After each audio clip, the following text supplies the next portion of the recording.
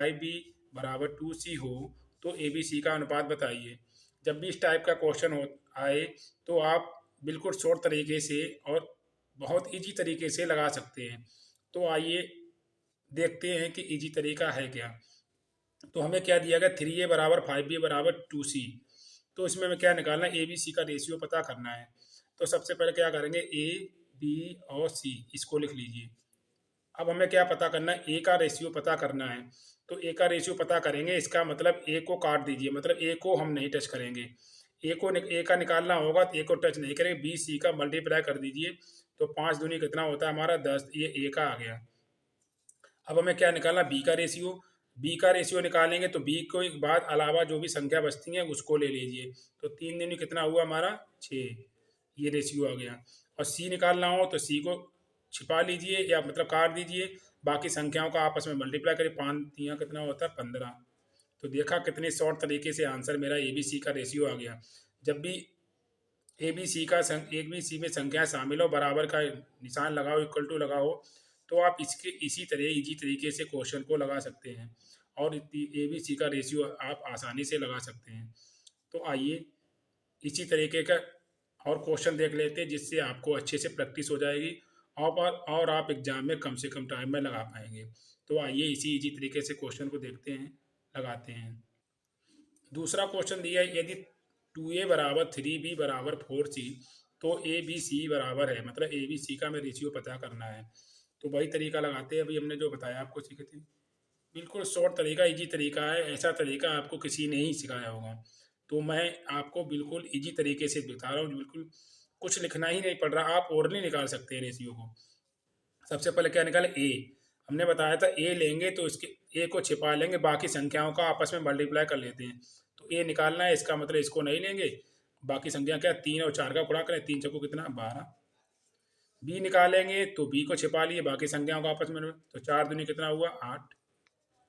सी निकालेंगे, सी क्या, सी को छिपा ली, बाकी संख्या 2 3 कितना हुआ 6। देखा कितनी आसान तरीके से रेशियो आ गया। अब संख्या 2 से कट रही है इसलिए काट लेंगे। पहले वाले क्वेश्चन में संख्या कट नहीं रही, इसलिए वो मेरा आंसर हो गया था रेशियो। इसमें कट रहा है तो 2 से काट ली, 2 छंग 12, 2 चक्कू 8 और 2 तियाँ कितना 6। तो 6 4 और 3 ये मेरा क्या आ गया, रेशियो आ गया ए बी सी का। तो देखा कितना शॉर्ट तरीका है, आपको लगाने में मज़ा आ रहा होगा।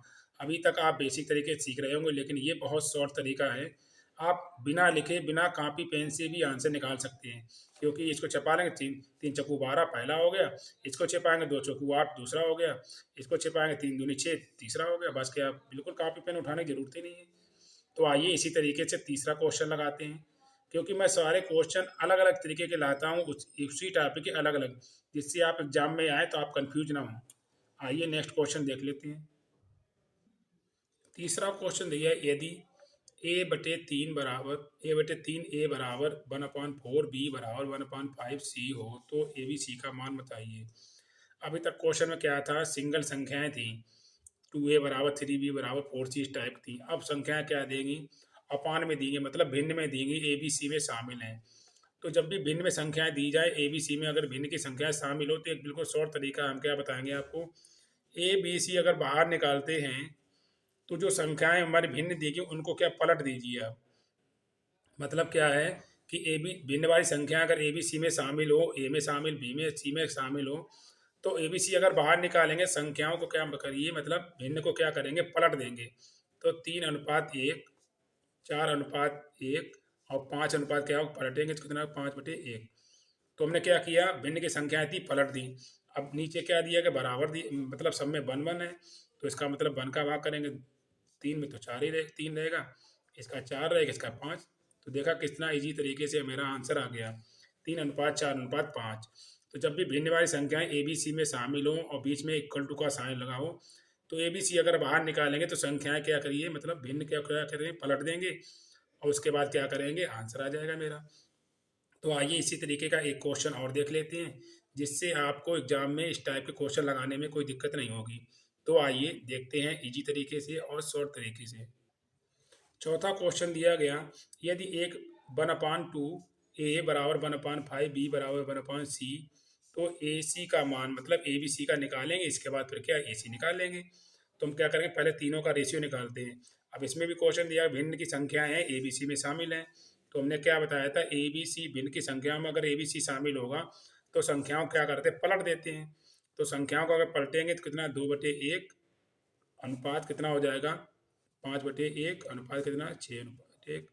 तो कितना रेशियो आ गया हमारा, 2:5 अनुपात कितना, 6, क्योंकि नीचे बन बन दिया गया, इसका मतलब भाग करेंगे तो वही संख्या आ जाएगी।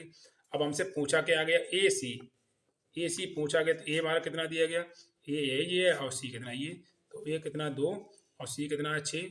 तो इसको क्या ये संख्या कट भी सकती हैं, तो एक बार कितने 3 बार। तो नया रेशियो हमारा ए सी कितना आ गया, 1:3। तो देखा कितनी इजी तरीके से और शॉर्ट तरीके से मेरा कितना जल्दी आंसर आ गया। आप इसको बहुत अगर एग्जाम में लगाएंगे तो बहुत कम से कम टाइम में लगा सकते हैं। मैं समझा रहा हूँ इसीलिए थोड़ा टाइम लग रहा है। आप जब एग्जाम में लगाएंगे तो 2 से 3 सेकंड लगेंगे, आप बिल्कुल आंसर निकाल सकते हैं।